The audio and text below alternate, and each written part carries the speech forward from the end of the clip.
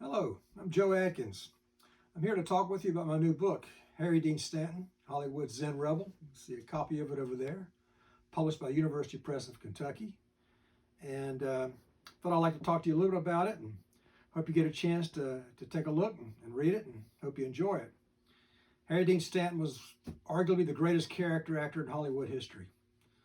Appeared in countless films, TV and television.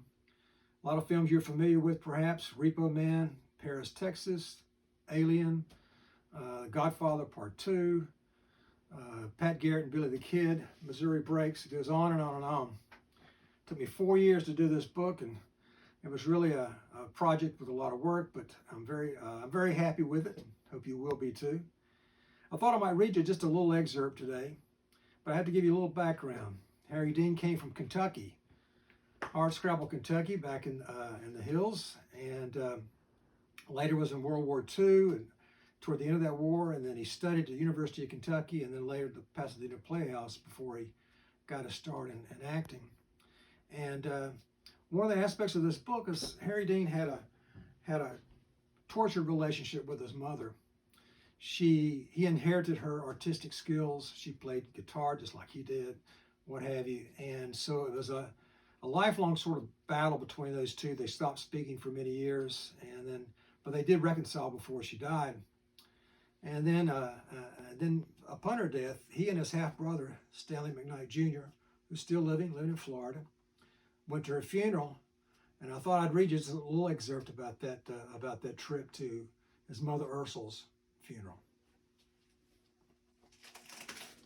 And he had two brothers who are going to be mentioned as well, and that's Arch and Stanley, and so they'll be mentioned in this excerpt. Harry Dean and his half-brother Stanley are on the way to their mother's funeral, and they're late. "Did they let her keep smoking weed?" Harry Dean asked, pulling out of his pocket a huge rolled doobie. "Ralph's the one that put her in the nursing home. He's evangelical Baptist. I doubt it very seriously," Stanley said.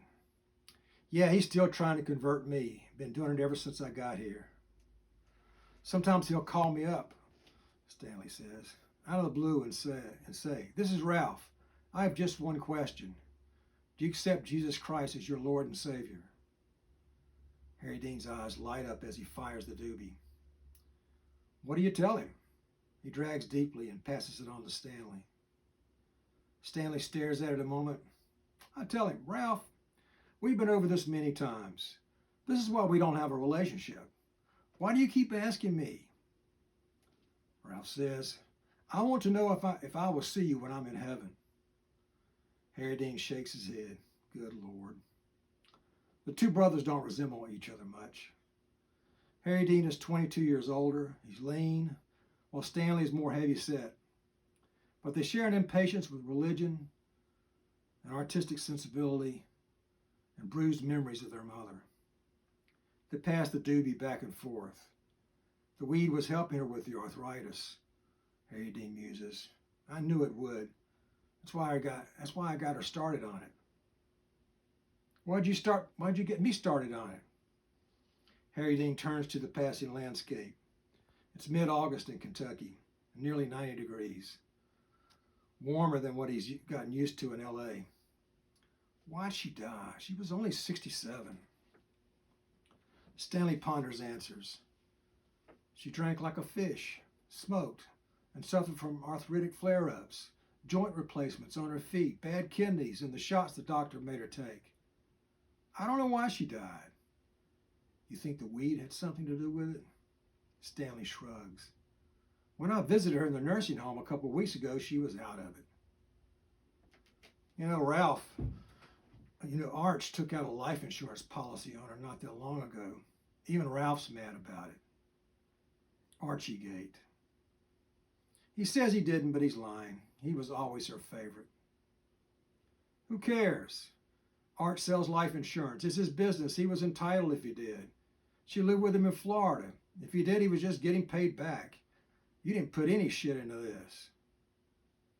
They share the doobie in silence, smoking it down.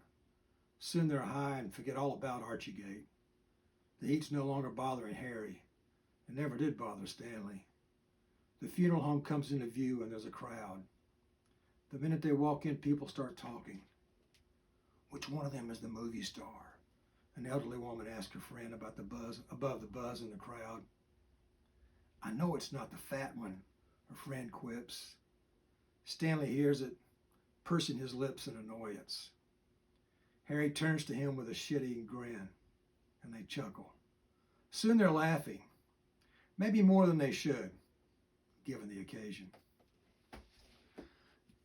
That scene takes on a lot more meaning once you've read the material before about that relationship between Harry and Ursula, his mother. Harry Dean was a guy who developed a cult following, really, in many ways in Hollywood, with his Zen Buddhist-like philosophy, his music as well as his acting. He was a character as well as a great character actor.